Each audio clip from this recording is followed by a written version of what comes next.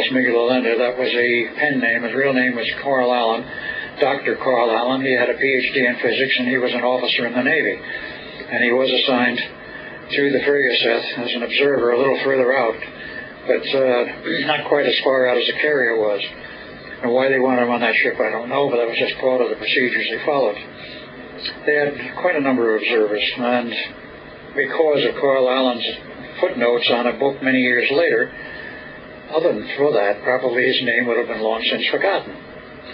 But he lived on in infamy, or whatever you want to call it, because of a certain book, The Case for the UFO by Morris P. Jessup, with all of the footnotes written in there, but allegedly by one person, Carlos Miguel-Allende. But this happened in 1955, not 1943. But in 43, he was a naval officer on board the frigate. And as the test proceeded, and the modifying requirements by the Navy that they only wanted radar invisibility, not complete optical invisibility, relaxed the requirements slightly. But the reason they stated that they only wanted radar invisibility was because at night in a storm they would not be able to see adjacent ships in a convoy, because at that time we didn't have the long-range navigation we have now. We didn't have satellites. We didn't have all of the modern systems which you can pinpoint where a ship or car or whatever is, as long as you have the transmitter on board. So the thought was, we've got to be able to see them at night, even if it's through a fog, and some kind of a signaling device so we can tell where the other ships are. This would not change in any respect the fact that the ships would be radar invisible, because radar is a different function than, let's say, a light system, or a light relay, or a light communication system. So the equipment was turned on. Everything seemed to be working insofar as the observers on the three ships were concerned for about 70 seconds. You could see the ship through a greenish haze, but you could not see it on radar. It's totally blank, which is what they wanted. Then there was a blinding flash of light of some kind, and the ship disappeared. The waterline disappeared, and it was just plain bay water. No holes, if you will, where the ship should be. Like the last experiment had. Like the first one had. Yeah, right. And with that, of course, there was panic on the carrier, and they tried to raise it by radio. They could not. They couldn't get any radio communications, whatever. And I'm sure that some hair was pulled out. That may have been where some of John von Neumann's hair disappeared. And about 4 hours later, the ship returns to the same spot from which it had departed, with noting from the decks of the carrier and the binoculars that there were some strange changes. Part of the very high antenna system, which was on top of the main antenna mast, or establishing the rotating the electric field as part of the EM field, was missing. There was pandemonium on the ship. It looked like there was superficial damage to the ship at certain locations, but they couldn't be sure. So they couldn't raise anyone on the radio, of course. So the boarding party. While it was invisible, they couldn't raise anyone after it was back. Oh, really? And that's when they said, we've got to send the boarding party out. Okay. So they sent the boarding party. It boarded the ship with two-way radios, I believe 4 in the boarding party. They boarded the ship and they wandered around, and the first thing they see is 2 sailors buried in a steel deck, the bodies intermingled with the steel of the deck, dying or dead.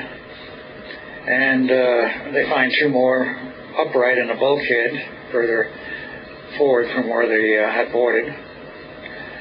They were essentially dead. The 5th man was still quite alive. He had his hand buried in the bulkhead. So the medical officers, I'm not sure, but I think they left him in that position until they got the ship back in the yard, then brought the medical officers aboard, removed his hand, and then gave him an artificial hand later. He was the only one of those 5 so positioned that lived.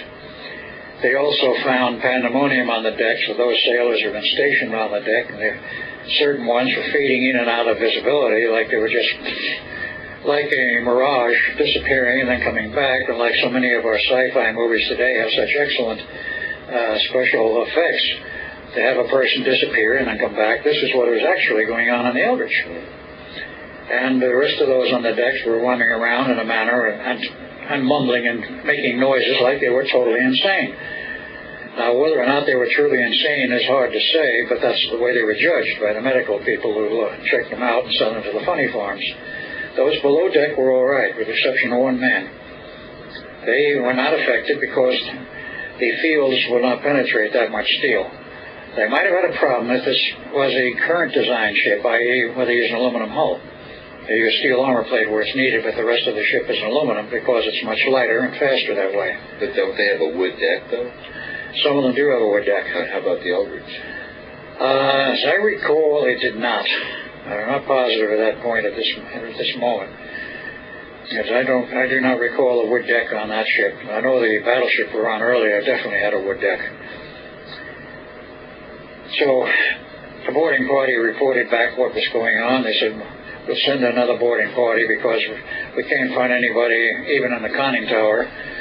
What's happened to the captain, we're not sure, but he's not responding. We got to have somebody aboard here to steer the ship, take it back into the Navy Yard, and then offload everybody. So, a second boarding party. The ship is removed under its own power back up the river and into the back section of the Navy Yard. Then they offload everyone. So this is an important point, though. The ship, when it returned, was still functional. Oh, yes, it was functional. Absolutely. And it wasn't damaged or distorted in any way? Not other than a few minor things like a bent railing, the damaged antenna tower, and if I remember right, they said something about some damaged boiler plate or whatever it was in one of the gun turrets. There was some superficial damage to the steel outer structure. There was no damage to the main structure of the ship, nothing to interfere with its operation. Was there any radioactivity associated with the ship when it returned? As I recall, there was no radioactivity per se.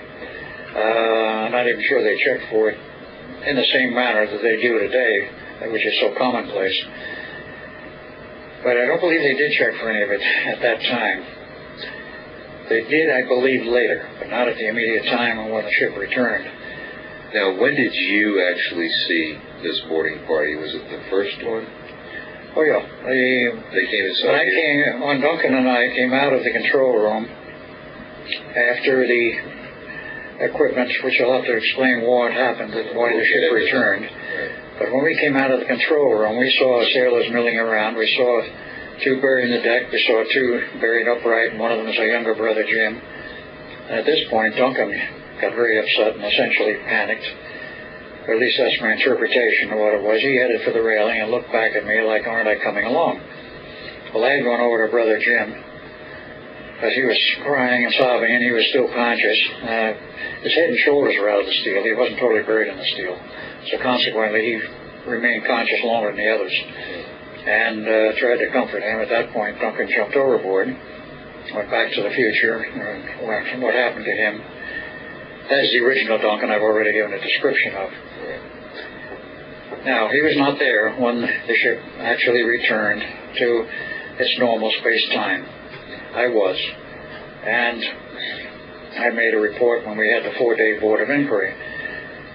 I told him exactly what I saw, and I told him that Duncan and I had been to the future in 1983 and all of this, and they looked at me with some very blank, unbelieving stares. I mean, those Navy brass did not believe a word I said. So the ship was able, on its own power, to get back to its spot, right? Just required some personnel who were not mentally scrambled to handle it. Okay. Now, those below decks were all right, as I said, except for one person. Now, one person developed a very strange condition, and I didn't even know about it at the time, but I heard about this indirectly at a later time by, of all people, Carl Allen, who knew about it and used to talk about it at a future time from the 43, 45 era. This one man developed an invisible arm. There's nothing wrong with his arm. It just was invisible. And nobody could explain why. Was it a third arm? No, which one? It's regular arms, I believe, his left arm. And it was perfectly normal in terms of usage. But it was totally invisible. So what they finally decided to do, they wrapped him in a bandage, put a bandage on his arm and down over his hand to say he had been injured, and he was recovering.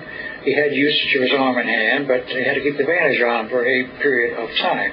Well, this became a standard cover, if you will, for quite some time after that, because I don't think they ever found a way to make a song visible. Oh, my God.